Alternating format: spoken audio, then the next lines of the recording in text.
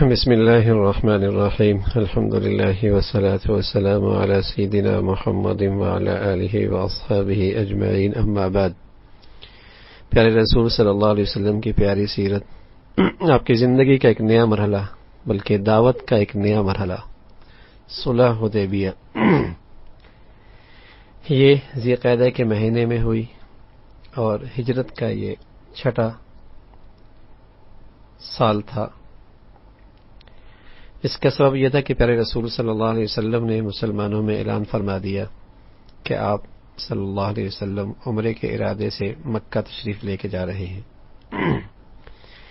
یہ سن کر بہت سے مہاجرین انصار پیارے رسول صلی اللہ علیہ وسلم کے ساتھ جانے کے لیے تیار ہو گئے، یہاں تک کہ ان کی تعداد تقریباً 1400 تک پہنچ گئی. پیارے رسول صلی اللہ علیہ وسلم نے راستے میں عمرہ کا احرام باندھ لیا، اپنے ساتھ قربانی کے جانور لے لیے تاکہ لوگوں کو معلوم ہو جائے کہ آپ جنگ کے ارادے سے نہیں نکلے بلکہ آپ کا مقصد صرف خانہ کعبہ کی زیارت اور تعظیم ہے.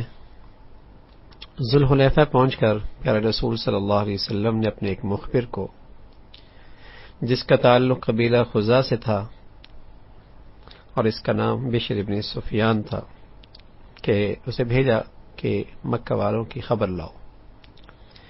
اور آپ علیہ الصلوۃ والسلام نے اپنا سفر جاری رکھا یہاں تک کہ جب غدیر اشتات پہنچے تو اس مخبر نے واپس آ کر آپ کو خبر دی کہ قریش نے آپ سے مقابلے کے لیے ایک بڑی جمعیت اکٹھی کر رکھی ہے، منظم کر لی ہے، اور انہوں نے احابش کو بھی اکٹھا کر رکھا ہے. وہ آپ سے جنگ کا ارادہ رکھتے ہیں اور کسی بھی قیمت پر آپ علیہ الصلوۃ والسلام کو بیت اللہ کی زیارت نہیں کرنے دینا چاہتے. پیارے رسول صلی اللہ علیہ وسلم نے حضرات صحابہ کو اکٹھا کر کے ان سے مشورہ کیا. حضرت ابوبکر رضی اللہ تعالیٰ عنہ نے عرض کیا، اللہ کے رسول، آپ بیت اللہ کی زیارت کے ارادے سے نکلے ہیں، آپ نہ کسی کو قتل کرنا چاہتے ہیں نہ کسی سے جنگ کا ارادہ ہے، اس لیے اپنا سفر جاری رکھیے. اگر کسی نے ہماری راہ میں رکاوٹ ڈالی تو ہم اس سے جنگ کریں گے. پیارے رسول صلی اللہ علیہ وسلم نے فرمایا، اللہ کے نام سے آگے بڑھتے رہو. پھر حضرت صلی اللہ علیہ وسلم نے فرمایا کہ جس راستے پر اہل مکہ ہمیں روکنے کے لیے موجود ہیں، اس سے ہٹ کر دوسرے راستے کی ہمیں کون رہنمائی کر سکتا ہے؟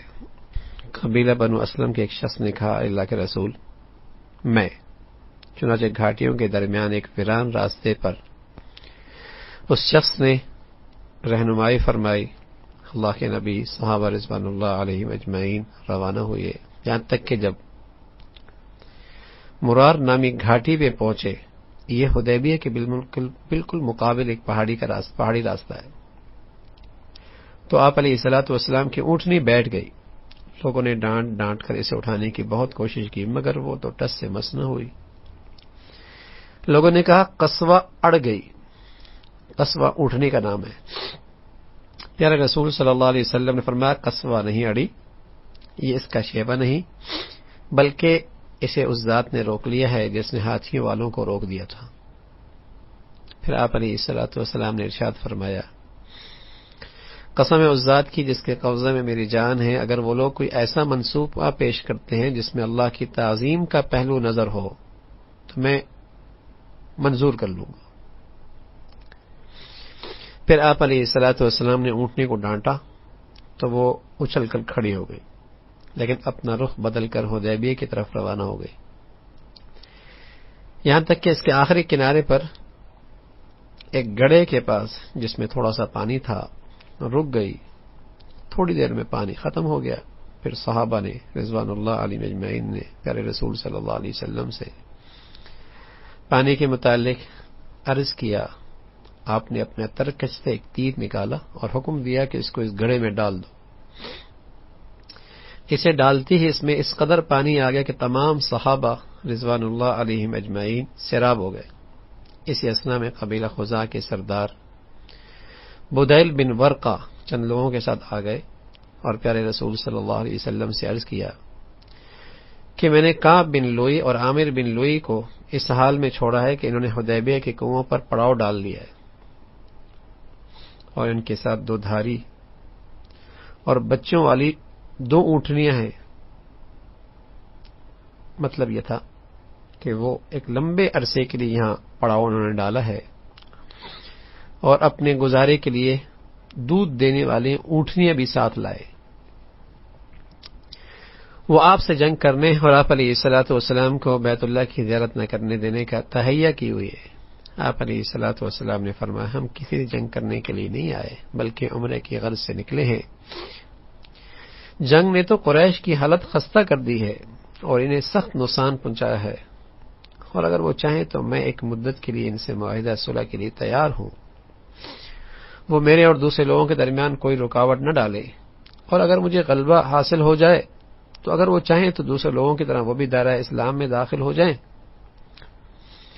اور اگر وہ نہ چاہیں تو آرام سے رہیں، اور وہ اس پہ راضی نہیں ہے تو اس ذات کی قسم جس کے قبضے میں میری جان ہے، میں اس وقت تک ان سے جنگ کروں گا جب تک کہ میری گردن الگ نہ ہو جائے یا اللہ کا دین غالب نہ ہو جائے۔ صلح کی شکل بھی پیش کر دی اور فرمایا کہ اگر وہ اس کے لیے تیار نہیں تو پھر جنگ کے لیے تیار ہو جائے۔ بدیل نے کہا، آپ کی بات قریش تک پہنچاتا ہوں۔ بدیل نے جا کر قریش کو وہ ساری باتیں بتا دی جو پیارے رسول صلی اللہ علیہ وسلم سے سنی تھی۔ عروہ ابن مسعود، اس نے مشرکین کو پیشکش کی کہ اگر وہ تیار ہوں تو وہ نبی علیہ الصلوۃ والسلام کے پاس جا کر ان معاملات پر گفتگو کرے جس کا تذکرہ بدیل نے کیا ہے۔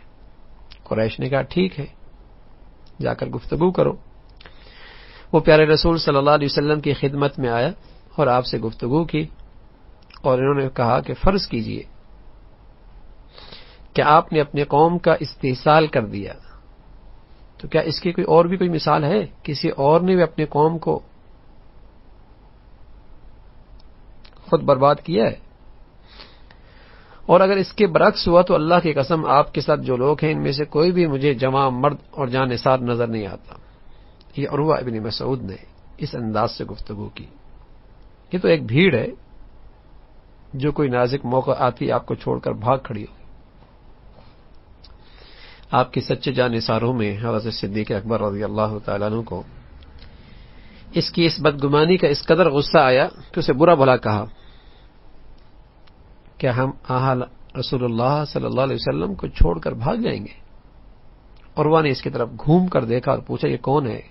لوگوں نے کہا ابو بکر۔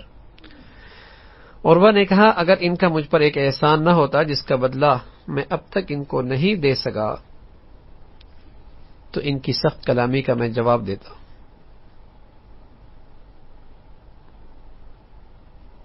احسان تھا کہ عروہ پر حضرت صدیق کا ایک احسان یہ تھا کہ ایک موقع پہ عروہ پر ایک دیت آ گئی تھی، تو حضرت ابو بکر رضی اللہ تعالیٰ نے اس کا تعاون کیا تھا، تو عروہ کا اشارہ اسی بات کی طرف تھا۔ پھر عروہ نبی علیہ الصلوۃ والسلام سے گفتگو کرنے لگا۔ گفتگو کے دوران وہ آپ صلی اللہ علیہ وسلم کی ریش مبارک پکڑ لیتا۔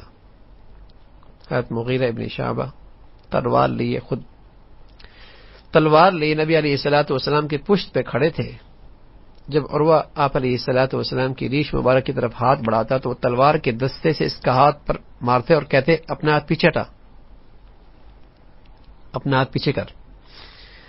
عروہ نے سر اٹھا کر پوچھا یہ کون ہے؟ اس نے جواب دیا یہ مغیرہ بن شعبہ ہے۔ عروہ نے کہا او داغا باز، ابھی میں نے کل ہی تیرے اوپر لگی گندگی کو دھویا ہے۔ یہ عروہ کا اشارہ تھا کہ مغیرہ بن شعبہ نے اسلام سے پہلے ان سے کچھ قتل ہو گیا تھا، تو آدمیوں کی دیت میں عروہ نے مغیرہ کی مدد کی تھی اسلام سے پہلے، تو یہ اس کی طرف اشارہ کہہ کے یہ بات کہہ رہا تھا۔ عروہ نبی علیہ الصلوۃ والسلام سے گفتگو کرتے ہوئے کن آنکھوں سے صحابہ کو دیکھتی جا رہا تھا، اور جن کا حال یہ تھا کہ وہ رسول اللہ صلی اللہ علیہ وسلم کی ہاتھ تھوکتے تو کوئی نہ کوئی اسے اپنے ہاتھ میں لے لیتا، اور آپ کو کوئی حکم دیتے تو ہر شخص تعمیل کے لیے لپکتا، وضو کرتے جو پانی گرتا اس پہ لوگ اس طرح ٹوٹ پڑتے کہ لڑائی کے گمان میں لگتا، آپ کلام فرماتے سب ہماتن گوش ہو جاتے۔ فرط محبت اور تعظیم کی وجہ سے کوئی آپ سے نظریں ملانے کی ہمت نہ کرتا تھا. روئے زمین پر کسی قائد کو ایسی جانثار نہیں ملے، اور یہ سب رسول اللہ صلی اللہ علیہ وسلم سے آپ کی رسالت اور آپ کی نبوت پر ان جانثاروں کا جو ایمان تھا، جو یہ ایمان بھی لائے تھے اور ان کے دلوں کے رگ و ریشے میں محبت بھی رچ بس گئی تھی. اور وہ نے واپس جا کر اپنے ساتھیوں سے کہا، اللہ کی قسم میں بادشاہوں کے درباروں میں گیا ہوں، قیصر و کسریٰ کے اور نجاشی کی شان و شوکت بھی دیکھی ہے، لیکن اللہ کی قسم میں نے نہیں دیکھا کسی بادشاہ کے درباری اور اس کے ساتھی ایسا ادب، اس درجے کی تعظیم کرتے ہوں جیسے محمد صلی اللہ علیہ وسلم کے ساتھی ان کی کرتے ہیں. انہوں نے تمہارے سامنے بہت اچھی تجویز رکھی ہے، اگر تم لوگ اسے قبول کر لو. پھر قریش نے سہیل بن عمرو کو اپنا نمائندہ بنا کر بھیجا تاکہ ان کے اور مسلمانوں کے درمیان صلح کی دستاویز تیار ہو.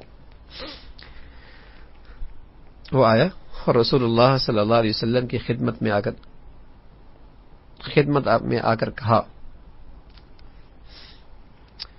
کہ آئیے ہمارے اور آپ کے درمیان صلح کی ایک تحریر دستاویز تیار ہو جائے. کہ رسول صلی اللہ علیہ وسلم نے کاتب کو طلب فرمایا. مسلم شریف کی روایت ہے کہ کاتب حضرت علی کرم اللہ وجہہ ہے. ارشاد ہوا، لکھو بسم اللہ الرحمن الرحیم. سہیل نے کہا، اللہ کی قسم یہ رحمان کیا ہے، ہم نہیں جانتے،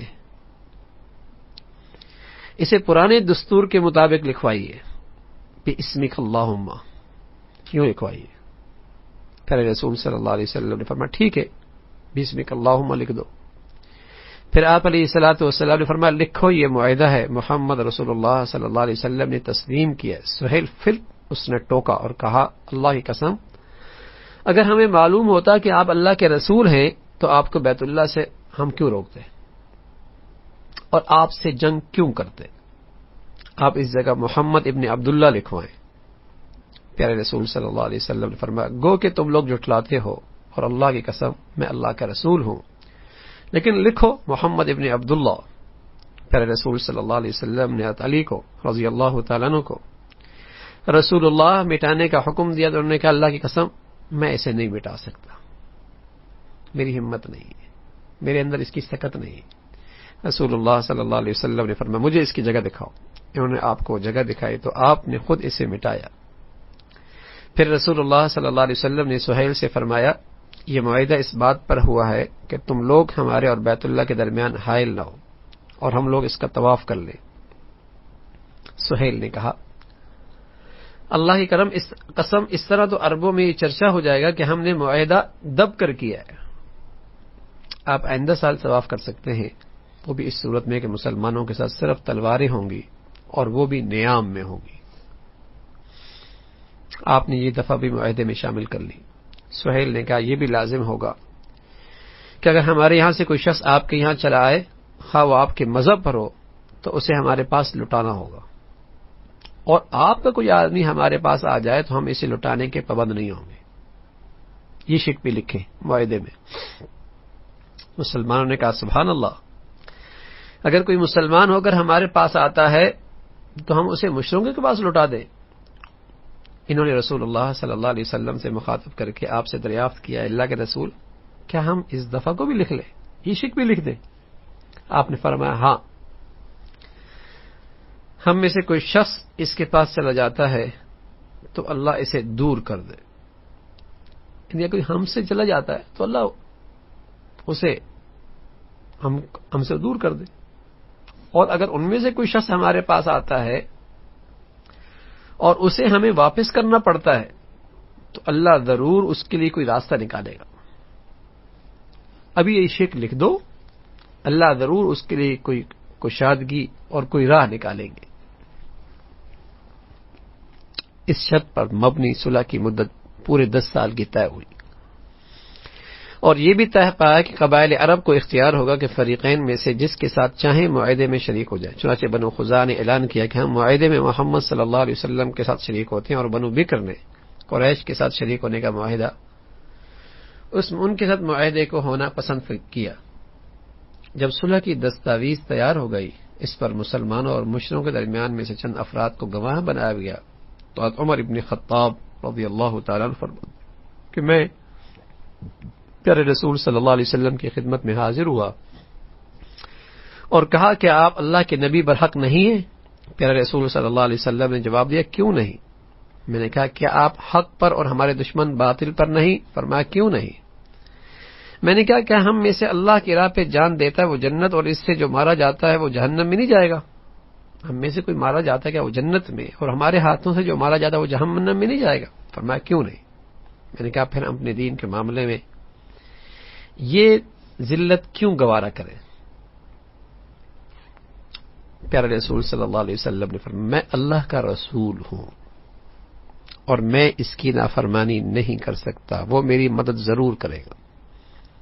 یعنی اشارہ کر دیا کہ جو میں نے کیا ہے یہ وحی کی تعمیل ہے، یہ اللہ کے نبی کی نبوت کا پہلو جو باقی حضرات کے نظروں سے اوجھل تھا ان کو ادھر متوجہ کیا۔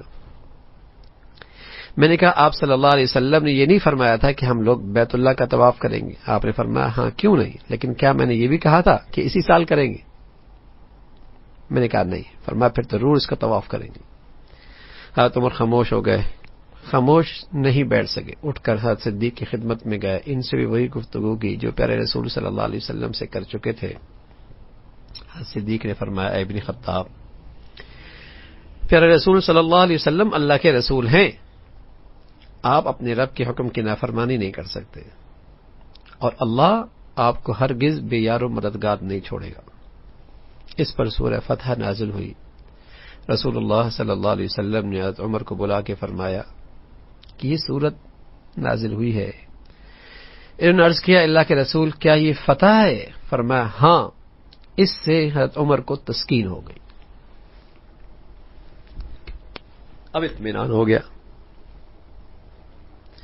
پھر پیارے رسول صلی اللہ علیہ وسلم نے صحابہ کی طرف متوجہ ہوئے اور ان سے فرمایا جاؤ قربانی کے جانوروں کو ذبح کرو، حلق کراؤ۔ یہ بات آپ علیہ الصلوۃ والسلام نے 3 مرتبہ فرمائی، مگر صحابہ اس قدر دل شکستہ تھے، جمے رہے، ان میں سے کوئی بھی نہ اٹھا۔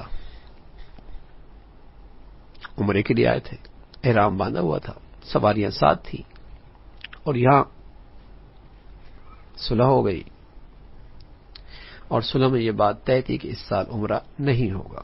حضرت ام المؤمنین ام سلمہ رضی اللہ تعالیٰ عنہ کے پاس پیارے رسول صلی اللہ علیہ وسلم تشریف لے گئے اور لوگوں کا اس رویے کا تذکرہ کیا، تو انہوں نے کہا اللہ کے رسول کہ آپ چاہتے ہیں کہ لوگ آپ کے حکم کی تعمیل کریں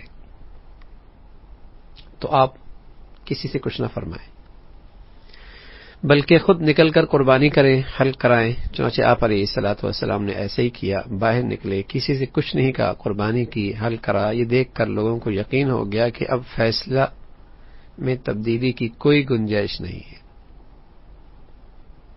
وہ بھی جلدی جلدی اٹھے اور انہوں نے قربانی کی اور دوسرے کا حلق کیا۔ اجرت میں ایسا لگتا تھا کہ ایک دوسرے کو ہلاک کر دیں گے، جلدی جلدی اپنے بال صاف کر رہے تھے۔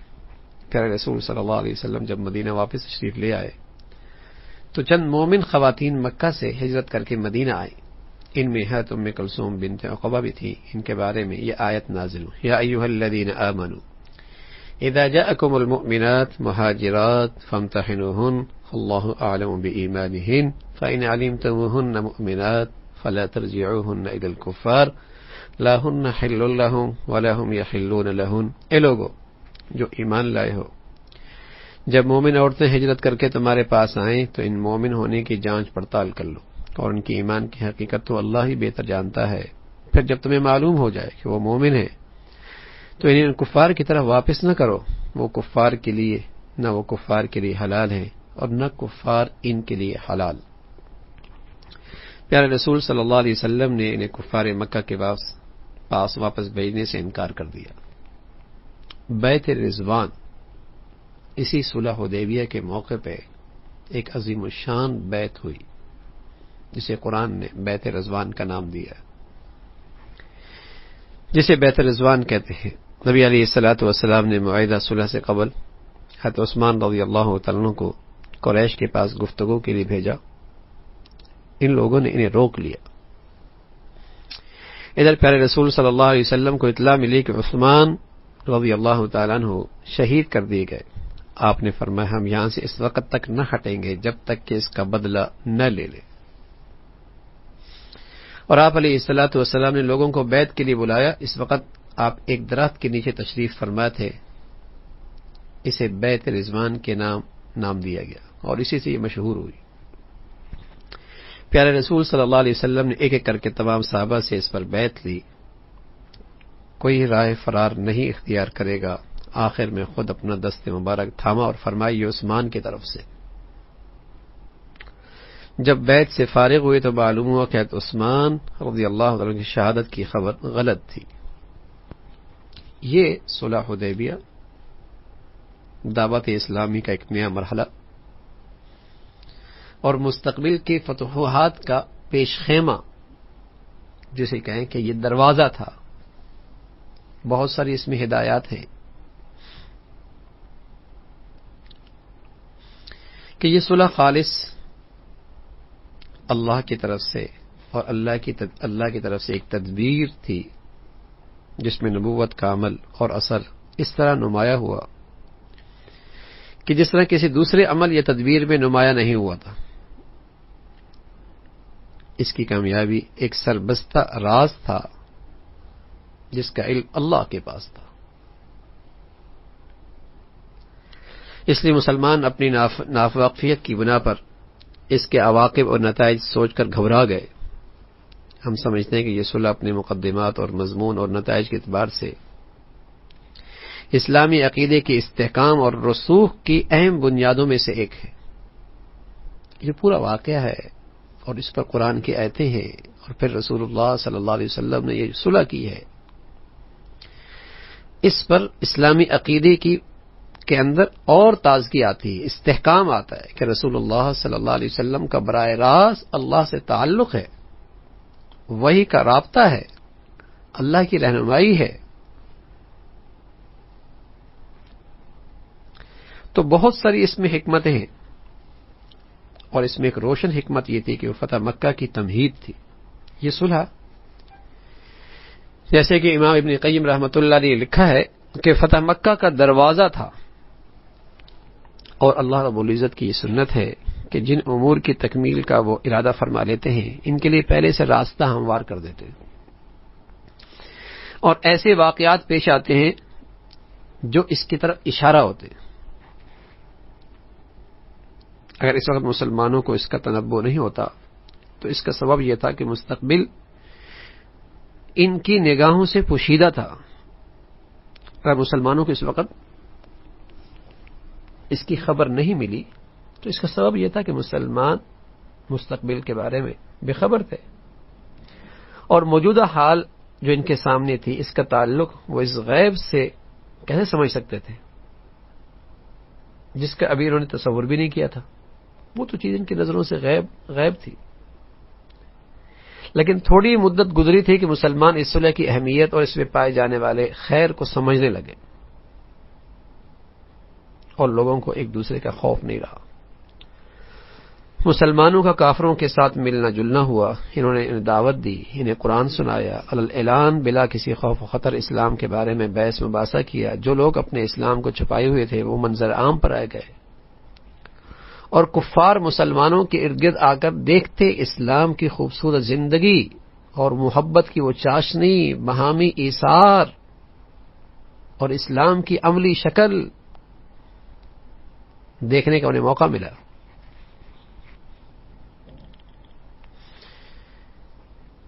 روایت میں آتا ہے کہ اسلام میں اس سے پہلے یعنی صلح حدیبیہ سے پہلے اتنی عظیم فتح کبھی حاصل نہیں ہوئی.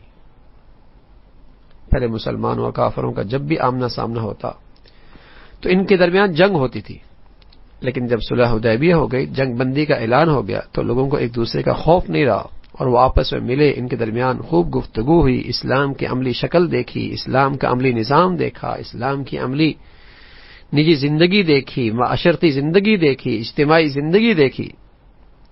تو جس کو بھی تھوڑی سی عقل تھی اس نے فوراً اسلام کو قبول کر لیا. ان 2 سالوں میں بہت بڑی تعداد، تقریباً 10,000 کے قریب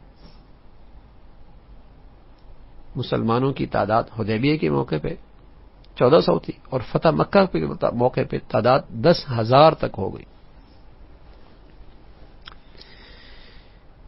اس لیے قرآن نے اس صلح کو فتح کا نام دیا ہے، اور ارشاد فرمایا لقد صدق اللہ رسولہ الرؤیا بالحق لتدخلن المسجد الحرام ان شاء اللہ آمنین محلقین رؤوسکم ومقصرین لا تخافون فعلم ما لم تعلموا فجعل من دون ذلك فتحا قریبا۔ یقیناً اللہ تعالیٰ اپنے رسول کو سچا خواب دکھایا تھا، اور جو ٹھیک ٹھیک حق کے مطابق تھا۔ انشاءاللہ تم ضرور مسجد حرام میں پورے امن کے ساتھ داخل ہوگے، اپنے سر کے بال منڈواؤ گے، بال تراشو گے، تمہیں کوئی خوف نہ ہوگا، اور وہ اس بات کو جانتا تھا جسے تم نہیں جانتے تھے، اس لیے وہ خواب پورا ہونے سے پہلے اس نے یہ قریبی فتح تم کو عطا فرما دی۔ اس صلح کی ایک عظیم حکمت یہ تھی کہ اس کے ذریعے اللہ رب العزت نے چاہا کہ وہی نبوت اور انسانی تدبیر کے درمیان واضح فرق، کھل کر فرق سامنے آ جائے، کہ اللہ رب العزت نے چاہا کہ اپنے نبی علیہ الصلوۃ والسلام کی نبوت کو ہر غور و فکر کرنے والے اور عقل سے کام لینے والے کی بصیرت کے سامنے اپنی نصرت سے نوازے، اور شاید یہی پہلو ہے جس کا تذکرہ ہے وَيَنْصُرُكَ اللَّهُ نَصْرًا عَزِيزًا، اللہ تم کو زبردست نصرت بخشی، اور اللہ نے آپ کو ایسی فتح دی جو اپنی مثال آپ ہوگی۔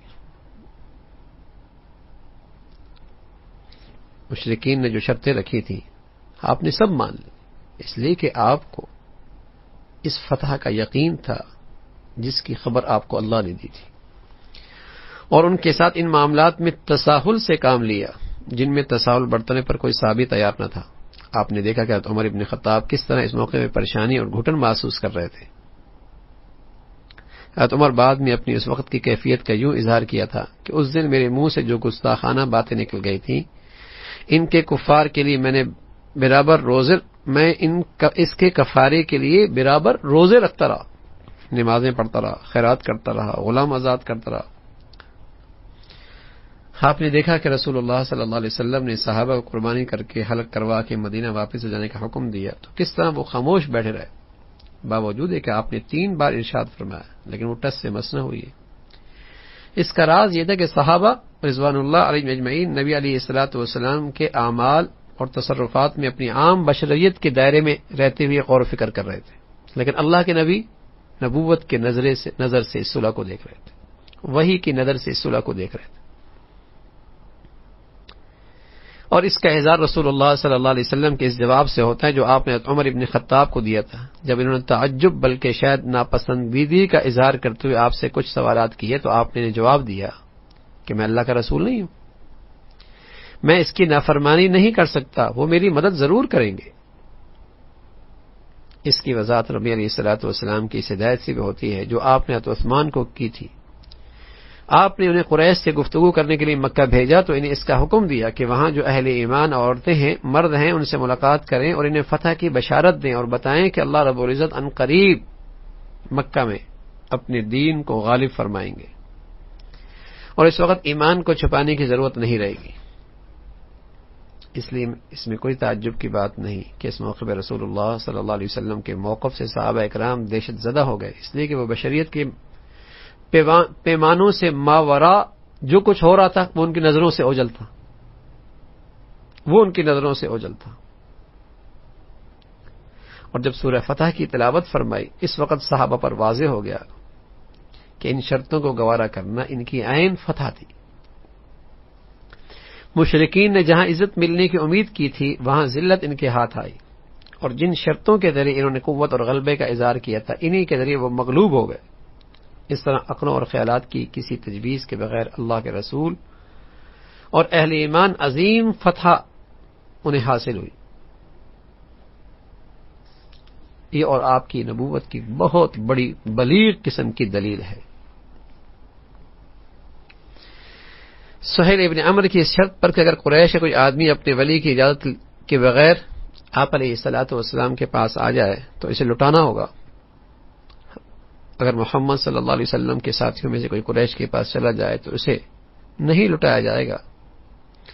جب اللہ کے نبی نے اسے منظور کیا تو ابتداء مسلمانوں کو اس شک سے تنگی محسوس ہوئی، اور اس تنگی میں مزید اضافہ اس وقت ہوا جب سہیل ابن عمرو کے اپنا بیٹا ابو جندل رضی اللہ تعالیٰ عنہ مشرکین سے بھاگ کر بیڑیوں میں گرتے پڑتے وہاں آ پہنچے تو سہیل نے ان کا گریبان پکڑا اور کہا، اے محمد صلی اللہ علیہ وسلم، ان کے آنے سے پہلے ہمارے اور آپ کے درمیان معاہدہ طے ہو چکا ہے۔ آپ نے فرمایا، تمہاری بات صحیح ہے۔ سہیل اپنے بیٹے کو مارتے پیٹتے گھسیٹتے واپس لے جانے لگے اور وہ زور زور سے چلانے لگے، مسلمانوں، کیا میں مشرکوں میں واپس کر دیا جاؤں گا؟ وہ لوگ محض مسلمان ہونے کی وجہ سے مجھے ستائیں۔ آپ علیہ الصلوۃ والسلام نے ارشاد فرمایا، ابو جندل، صبر سے کام لو، ضبط سے کام لو، اللہ تمہارے لیے اور مظلوموں کے لیے راستہ ضرور نکالیں گے۔ ہم نے ان لوگوں سے معاہدہ کر لیا ہے، اس لیے اس کی بدعہدی نہیں کر سکتے۔ صحابہ اس منظر کو دیکھ کر سخت دل گرفتہ ہوئے، لیکن پھر اس کے بعد کیا ہوا؟ اللہ کے نبی صلی اللہ علیہ وسلم واپس مدینہ پہنچے تو قریش کے ایک شخص جس کا نام ابو بصیر تھا، جو اسلام لے آئے تھے، آپ کی خدمت میں آ گئے۔ قریش نے انہیں واپس لانے کے لیے 2 آدمی بھیجے۔ پیارے رسول صلی اللہ علیہ وسلم نے انہیں ان دونوں کے حوالے کر دیا، وہ انہیں لے کر واپس ہوئے۔ راستے میں یہ لوگ آرام کے لیے ذوالحلیفہ میں رکے۔ حضرت ابو بصیر نے اپنے پہرے داروں کو غفلت میں پا کر ان کی تلوار اٹھائی اور انہیں قتل کر دیا، اور دوسرا بھاگ نکلا۔ حضرت ابو بصیر رسول اللہ صلی اللہ علیہ وسلم کی خدمت میں حاضر ہوئے اور عرض کیا، یا رسول اللہ، اللہ کی قسم، اللہ نے آپ کا ذمہ پورا کر دیا اور آپ نے مجھے ان کے پاس واپس کر دیا تھا، لیکن اللہ نے مجھے ان سے نجات دے دی۔ پھر وہاں سے وہ رخصت ہو کر ایک علاقہ تھا سیف البحر کا، وہاں چلے گئے۔ دوسری طرف ابو جندل کو بھی اس طرح قریش کے جنگل سے نکل بھاگے اور وہ بھی ابو بصیر سے آ ملے۔ اب یہ دونوں سیف البحر میں اکٹھے ہو گئے۔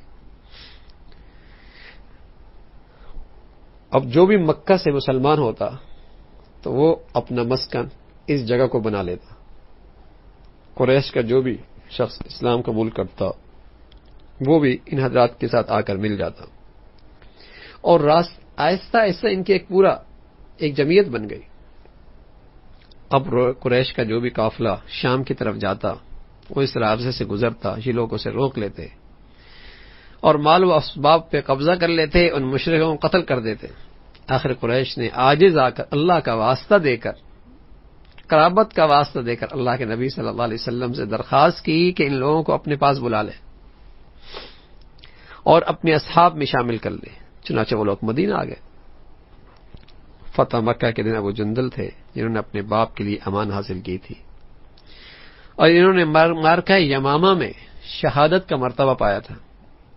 اس طرح صحابہ اکرام کا رنج اور غم جب دور ہوا اور حکمت الہی اور رسول اللہ صلی اللہ علیہ وسلم کی نبوت پر ان کا ایمان اور پختہ ہو گیا کہ اللہ کے نبی نے بتایا تھا کہ اللہ ان کے لیے کوئی راستہ نکالے گا۔ حضرت سہیل ابن سعید رضی اللہ تعالیٰ عنہ نے جنگ صفین کے موقع پہ فرمایا، لوگو اپنی رائے کو غلط سمجھو۔ یوم ابی جندل یعنی صلح حدیبیہ کے موقع پہ ہم بھی اپنی رائے کو صحیح سمجھ رہے تھے۔ اس وقت اگر میرے بس میں ہوتا تو رسول اللہ صلی اللہ علیہ وسلم کے فیصلے کو رد کر دوں تو ایسا ضرور کرتا، لیکن بعد میں واضح ہوا کہ ہماری رائے صحیح نہیں تھی۔ ایک مرتبہ پھر ہم کہیں گے کہ رسول اللہ صلی اللہ علیہ وسلم کی نبوت پر عقائد کے دلائل میں یہ بہت نمایاں اور بلیغ قسم کی دلیل ہے صلح حدیبیہ، اور اس کی عظیم حکمتوں سے ایک یہ بھی ہے کہ اللہ کی مشیت یہ تھی کہ فتح مکہ کو اپنے نبی کے لیے جنگ اور قتال کی فتح نہیں بلکہ رحم اور امن کی فتح بنا دے، اور ایک ایسی فتح جس کے نتیجے میں لوگ تیزی سے ذوق در ذوق اللہ کے دین میں داخل ہونے لگے۔ جن لوگوں نے آپ کو تکلیفیں پہنچائی تھی، آپ کو نکالا تھا، وہ بھی آپ کی خدمت میں حاضر ہوں اور آپ کے سامنے صلح کی پیشکش کریں، عاجزی دکھائیں، انکساری دکھائیں، آپ پر ایمان لائیں، اللہ کی طرف رجوع ہو، توحید کا اعلان ہو، اور اس طرح صلح حدیبیہ کو اللہ نے اس فتح کے لیے تمہید بنا دیا تاکہ اس عرصے میں قریش خواب غفلت سے بیدار ہو، اپنی ضمیر کا محاسبہ کرے. تو یہ تمہید بنی اور دروازہ بنا فتح مکہ کا. عام حالات میں غیر مسلموں سے مدد لینا کیسا ہے؟ یہاں پر اللہ کے نبی صلی اللہ علیہ وسلم نے بشر بن سفیان کو مخبر بنا کر قریش کے پاس بھیجا تھا تاکہ ان کے حالات معلوم کرے. بشر بن سفیان اس وقت تک مشرک تھا، قبیلہ خزاع سے اس کا تعلق تھا. تو اس معاملے میں غیر مسلم سے مدد لینے کا جو معاملہ ہے یہ حالات کے تابع ہے، مصلحت کے تابع ہے. اگر مصلحت ہو اور غداری کا اور فریب کا اندیشہ نہ ہو تو مدد لی جا سکتی ہے، ورنہ نہیں. پیارے نبی علیہ الصلوۃ والسلام نے جنگ کے علاوہ دیگر حالات میں بھی غیر مسلموں سے مدد لی ہے. مثلا آپ غیر مسلم کو دشمنوں کے پاس مخبر بنا کر بھیجا، یا ان سے عاریتاً اسلحے لیے. بظاہر معلوم ہوتا ہے کہ اگر غیر مسلموں سے جنگ اور قتال کے معاملات میں مدد لی جا سکتی ہے تو دیگر معاملات اور مسائل میں مدد لینا بدرجہ اولا ہے. لیکن یہ چیز مصلحت اور حکمت کے تابع ہے. جیسے امیر جس میں مصلحت سمجھے اس کے مطابق فیصلہ کرے. پھر اللہ کے نبی صلی اللہ علیہ وسلم نے جو اسلام کا ایک مزاج ہے شورا کا، مشورے کا، یہاں بھی آپ علیہ الصلوۃ والسلام نے حدیبیہ کے موقع پہ صحابہ کو اکٹھا کیا اور مشورہ لیا. اور حضرت ابو بکر رضی اللہ عنہ نے مشورہ دیا کہ اللہ کے رسول آپ بیت اللہ کی زیارت کے ارادے سے نکلے ہیں، اس لیے اپنا سفر جاری رکھیں. اگر کسی نے ہماری راہ میں رکاوٹ ڈالی تو ہم اس سے جنگ کریں گے. ابتداءً اللہ کے نبی صلی اللہ علیہ وسلم نے مشورے کو قبول فرمایا اور اپنے ساتھیوں کو رخ مکہ کی طرف کر دیا. لیکن جب آپ کی اونٹنی بیٹھ گئی، آپ جان گئے کہ غیب سے آگے بڑھنے سے روک دیا گیا ہے، تو اس رائے کو ترک کر دیا جس کا آپ کو مشورہ دیا گیا تھا. اور آپ علیہ الصلوۃ والسلام نے قسم کھائی، اعلان فرمایا کہ جس ذات کے قبضے میں میری جان ہے، وہ لوگ اگر کوئی ایسا منصوبہ پیش کرتے ہیں جس سے اللہ کی تعظیم کا پہلو نکلتا ہو تو میں اس کو ضرور قبول کر لوں گا. اس وقت آپ علیہ الصلوۃ والسلام نے حضرت ابو بکر کے مشورے پہ عمل کرنے کے بجائے مشرکین کی شرطوں پر صلح کرنے کے لیے تیار ہو گئے. اس سلسلے میں آپ نے کسی سے مشورہ نہیں کیا، بلکہ ان شروط کو ناپسند کرنے کی والوں کو ناپسندیدگی اور ان کی ناگواری کی بھی پرواہ نہیں کی، اس لیے کہ یہاں وحی آ گئی تھی. یہاں اللہ کا حکم براہ راست آ گیا تھا. اس سے واضح ہوتا ہے کہ شورا کا حکم ان معاملات میں ہے جن کے بارے میں وحی موجود نہ ہو. اور آج کے زمانے میں کتاب اللہ، سنت رسول اللہ اور امت کا اجماع وحی الہی کے قائم مقام ہے. اگر یہ چیز موجود ہے پھر کسی مشورے کے لینے کی ضرورت نہیں ہے. تو اسی طرح اس سے معلوم ہوتا ہے کہ شورا کی مشروعیت اس لیے ہے کہ تاکہ اس کے ذریعے آنے والے رائے سامنے آ جائیں، غور کیا جائے، لیکن امیر کے لیے اس کو لازماً قبول کرنا ضروری نہیں. مشورہ ہے، سب کی رائے سامنے آئے تو غور کرنے کا ایک موقع مل جاتا ہے. فیصلہ وہ ہوگا جو امیر کرے گا.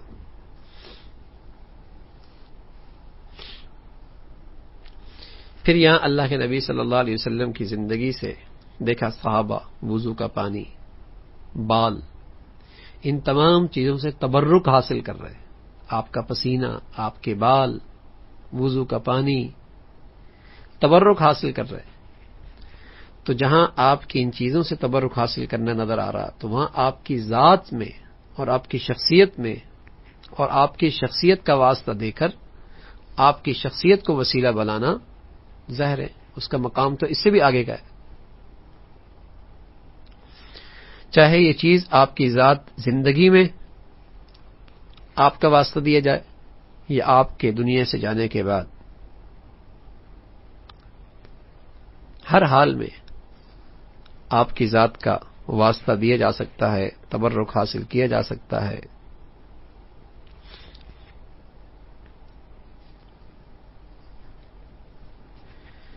اور یہاں ہمیں ایک چیز اور نظر آئی کہ اللہ کے نبی صلی اللہ علیہ وسلم کے پاس جب وہ قاصد آ کر بیٹھا ہوا تھا تو حضرت مغیرہ ابن شعبہ تلوار لیے نبی علیہ الصلوۃ والسلام کے پاس کھڑی ہوئی تھے. جو ہی عروہ آپ علیہ الصلوۃ والسلام کی ریش مبارک پکڑنے کے لیے ہاتھ بڑھاتا تو وہ تلوار کے دستے سے اس کے ہاتھ مارتے اور کہتے اپنا ہاتھ پیچھے ہٹا. اور غزوہ بنو قریظہ کے اندر ہم نے تبصرہ کیا تھا کہ کسی بیٹھے ہوئے شخص کے پاس کھڑے ہونا جائز نہیں. تو یاد رکھیے یہ کھڑا ہونا اور اس کھڑے ہونے میں دونوں میں بہت فرق ہے. وہ جو ممانعت تھی وہ کسی خاص حکم کے لیے تھی، یا تو حفاظت کے لیے، تحفظ کے لیے، یا اسلامی شان و شوکت کا اظہار، یا امام کی تعظیم، اور یہ بھی خطرہ تھا کہ ہو سکتا ہے وہ دست درازی کرے، اس سے حفاظت ہو، اس لیے یہاں صحابی رسول کھڑی ہوئی تھے.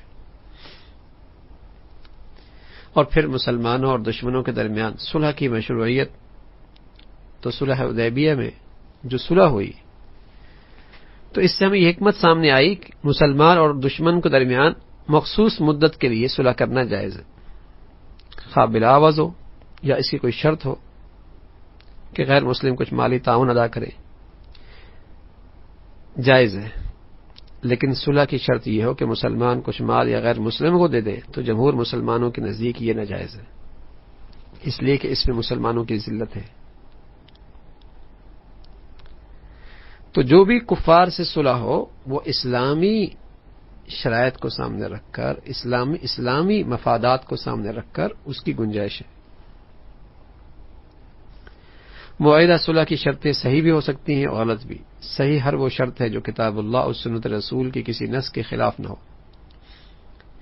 مثلا یہ شرط کہ فریق مخالف وقت ضرورت مسلمانوں کو کچھ مال دے گا یا ان کا تعاون کرے گا. یہ شرط اگر دشمن کے علاقے سے کوئی شخص مسلمان ہو کر یا امان طلب کر کے آئے گا تو اسے واپس کرنا ہوگا. تو تمام ائمہ نے اس آخری شرط کو صحیح قرار دیا ہے. تو ایسی شرائط جو قرآن حدیث کے مطابق ہوں، شریعت کے مطابق ہوں، تو ان شرائط پہ صلح کی جا سکتی ہے. اور یہاں یہ بات بھی معلوم ہے کہ اس وجہ سے عمرہ اور حج نہ کرنے کے والے متعلق حکم معلوم ہوا کہ صلح سے فارغ ہونے کے بعد رسول اللہ صلی اللہ علیہ وسلم نے احرام کھول دیا، قربانی کے جانور کو ذبح کر دیا، حلق کروایا. اس سے واضح ہوتا ہے کہ اگر کوئی شخص کسی وجہ سے حج عمرہ نہ کر پائے تو اس کے لیے احرام کھولنا جائز ہے، اور اسے چاہیے کہ جہاں اسے روک دیا گیا ہے وہیں قربانی کرے، حلق کرائے، پھر احرام کھولنے کی نیت کرے. اور اس طرح یہ بھی معلوم ہوا کہ اگر کوئی حج اور عمرہ نفلی تھے تو اس کی قضاء لازم نہیں. حنفی کی رائے یہ ہے، امام حنیفہ رحمۃ اللہ علیہ کی رائے یہ ہے کہ اگر کوئی شخص نفلی حج یا عمرہ کی نیت سے نکلنے کے بعد کسی وجہ سے ادا نہ کر پائے تو پھر اس کی قضاء کرنا اس پر واجب ہے. اور اس کی دلیل انہوں نے یہ دی کہ وہ تمام صحابہ جو رسول اللہ صلی اللہ علیہ وسلم کے ساتھ صلح حدیبیہ نکلے تھے وہ سب کے سب عمرۃ القضاء کے اندر بھی آپ کے ساتھ تھے، سوائے ان صحابہ کے جن کی اس عرصے میں وفات ہو گئی تھی یا کسی غزوہ خیبر میں شہید ہو گئے تھے. تو اس طرح امام احناف یہ فرماتے ہیں کہ ایسے موقع پہ پھر بعد میں قضاء کی جائے گی. تو یہ صلح حدیبیہ اور اس سے ملنے والی جو ہدایات تھیں اور نصائح تھے ان کا تذکرہ تھا. سبحانک اللہم و بحمدک، نشہد ان لا الہ الا